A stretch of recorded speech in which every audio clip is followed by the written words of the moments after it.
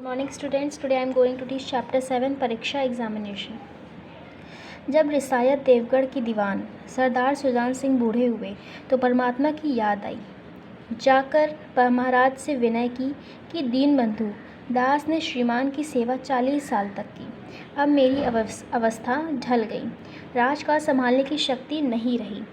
कहीं भूल चूक हो जाए तो बुढ़ापे में दाग लगे, सारी जिंदगी की नेकामी मिट्टी में मिल जाए।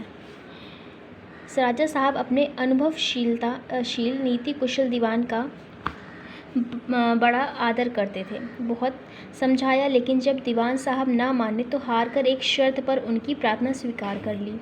रिसायत के लिए ये नया दीवान आप ही को खोजना पड़ेगा।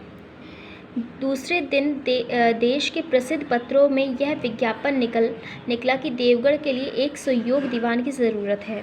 जो सज्जन आपको इस पद के योग्य समझे वे वर्तमान दीवान सुजान सिंह की सेवा में उपस्थित हो। यह ज़रूरी नहीं है कि वे ग्रेजुएट हो, मगर हृष्ट पुष्ट होना आवश्यक है। मीन्स हेल्थी, मीन्स बीमार ना हो, ठीक है, अच्छा खासा हेल्थी हो, जो राजकाज को संभाल सके। मंदाग्नि के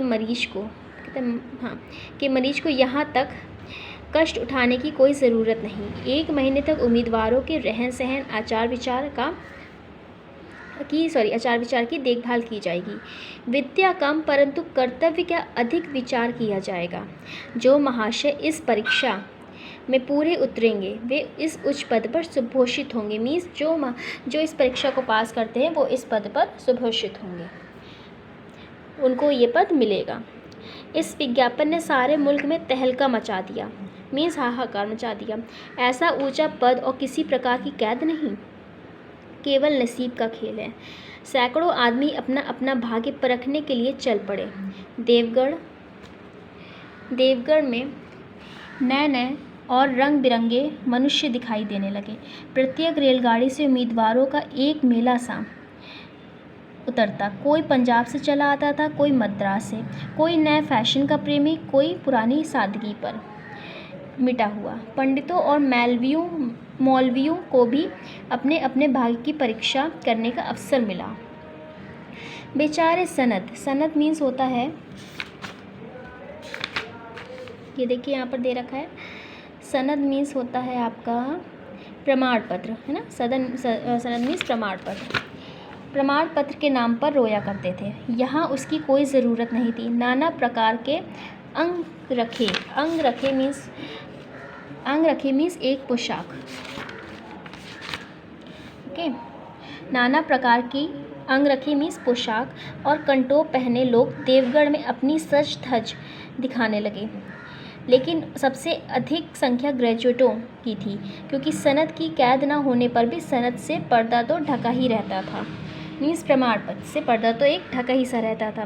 सरदार सुजान सिंह ने इन महानुभावों के आदर सत्कार का बड़ा अच्छा प्रबंध कर दिया था। लोग अपने अपने कमरों में बैठे रोजेदार मुसलमानों की तरह महीने के दिन गिना करते थे। हर एक मनुष्य अपने जीवन को अपनी बुद्धि के अनुसार अच्छे रूप में दिखाने की कोशिश करता था।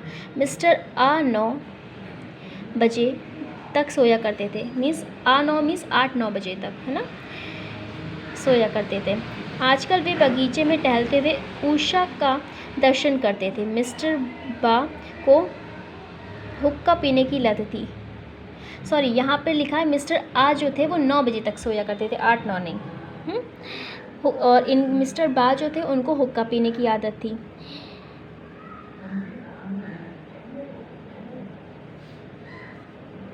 पीने की लत थी। आजकल बहुत रात गए किवाड़ बंद करके अंधेरे में सिगार पीते थे। मिस्टर सा दा और जा से उनके घरों पर नौकरों की नाक में दम था। लेकिन ये सज्जन मीन्स अच्छे व्यक्ति आजकल आप और जनाब के बगैर नौकरों से बातचीत नहीं करते थे। महाशय का नास्तिक थे, मीन्स पूजा पाठ में उनका ध्यान नहीं लगता था। हक्सले के उपासक, मगर आजकल उनकी धर्मनिष्ठा देखभाल मंदिर के पुजारी को पदच्युत हो जाने की शंका लगी रहती थी।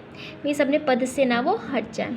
मिस्टर ला को किताब से घृणा थी, परंतु आजकल वे बड़े बड़े ग्रंथ देखने पढ़ने में डूबे रहते थे, जिससे बात कीजिए, वह नम्रता और सदाचार का देवता बना मालूम होता था। शर्मा जी घड़ी रात से ही वेद मंत्र पढ़ने लगते थे और मौलवी साहब को नमाज के सिवा और कोई काम ना था। लोग समझते थे कि एक महीने का झंझट है, किसी तरह काट लें। कहीं कार्य सिद्ध हो गया, मीन्स कहीं कार्य अगर हो गया तो कौन पूछता है। लेकिन मनुष्यों का वह बूढ़ा जौहरी आड़ में बैठा हुआ देख रहा था कि इन बगुलों में हंस कहाँ छिपा हुआ है। मीन्स इन लोगों में अपना स्वार्थ जो है वो कहाँ छिपा हुआ है। एक दिन नए फैशन वालों को सूझी कि आपस में हॉकी का खेल हो जाए। यह प्रस्ताव हॉकी के मज़े हुए खिलाड़ियों ने पेश किया। यह भी मीन्स जो बहुत ही टैलेंटेड खिलाड़ी थे उन्होंने, यह भी तो आखिर एक विद्या है, इसे क्यों छिपा रखे। संभव है कुछ हाथों की सफाई ही काम कर जाए। चलिए, तय हो गया, फील्ड बन गया, खेल शुरू हो गया और गेंद किसी दफ्तर के अप्रेंटिस की तरह ठोकरें खाने लगी। मीन्स अप्रेंटिस मीन्स जो अभी नौसिखवा होते हैं, जो सीख रहे होते हैं। शायद देवगढ़ में यह खेल बिल्कुल निराली बात थी। पढ़े लिखे भले मानुस लोग शतरंज और ताश जैसे गंभीर खेल खेलते थे। ये सब खेल होते नहीं थे, तो उनको कैसे बॉल फेंकनी चाहिए, कैसे बॉल डालनी चाहिए, तो वो आती ही नहीं थी, है ना। दौड़ कूद के खेल बच्चों के खेल समझे जाते थे। खेल बड़े उत्साह से जारी था। धावे के लोग जब गेंद को लेकर तेज़ी से उड़ते तो ऐसा जान पड़ता था कि कोई लहर बढ़ती चली आती है, लेकिन दूसरी ओर से खिलाड़ी इस बढ़ती हुई लहर को इस तरह रोक लेते थे मानो लोहे की दीवार हो। तो इस तरह से गेम खेला जाता था। अब इन 2 पेजेस को आप समझिए। Thank you.